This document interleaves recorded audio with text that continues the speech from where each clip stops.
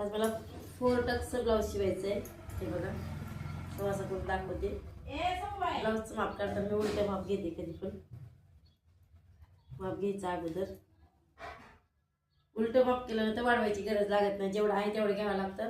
Blouse जर सवासा केलं तर मग 1.5 इंच वाढवून घ्यावं लागतं. 1.5-2 इंच. ब्लाऊज उलटं केलं ना काहीच वाढवायची गरज लागत नाही. हे आले 9 इंच. आता हे जे आपल्याला अर्धा इंच फक्त वाढवून घ्यायचे, कारण त्यातले जे मधली माया होती तर ती कट करण्यात गेली होती, त्याच्यामुळे अर्धा इंच वाढवून घ्यायचं. आता इथं 9.5 घेते मी. ब्लाऊज पीस फोल्ड करून घेतला आहे 9.5 पुरता मी. थोडा अजून घेते.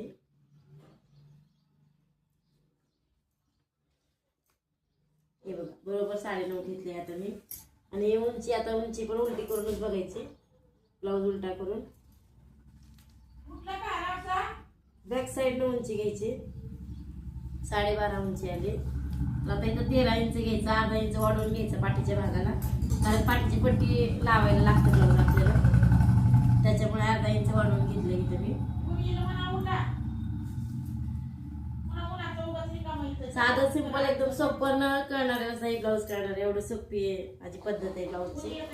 तर आता बघा इथं 4 भाग करून घेतलेत मी. आता हे बघा 4 भाग करून घेतलेत मी. पाठीमागतलं 12.5 आहे तर 13 इंच घेतले मी. आणि पुढचं 1 इंचानं जास्त घ्यायचं. आता पुढचं 13.5 घ्यायचंय आपल्याला उंची.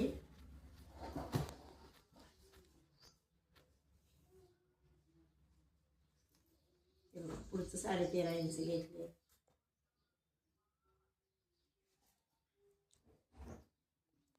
आता पहिल्यांदा क्रॉसपट्टी काढून घेते मी इथून 3.5 इंचाची.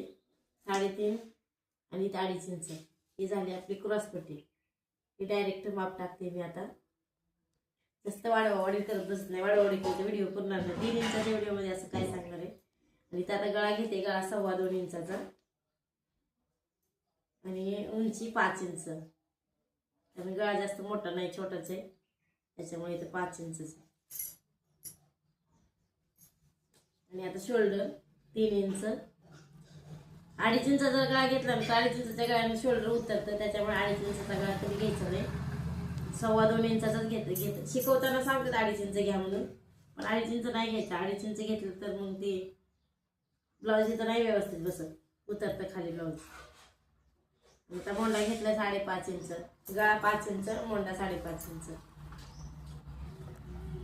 आणि आता इथं 1.5 इंच. हे बघा आता माप पूर्ण झाले. आता कट करण्याचा पुढचा व्हिडिओ बघू, पार्ट 2. बाय.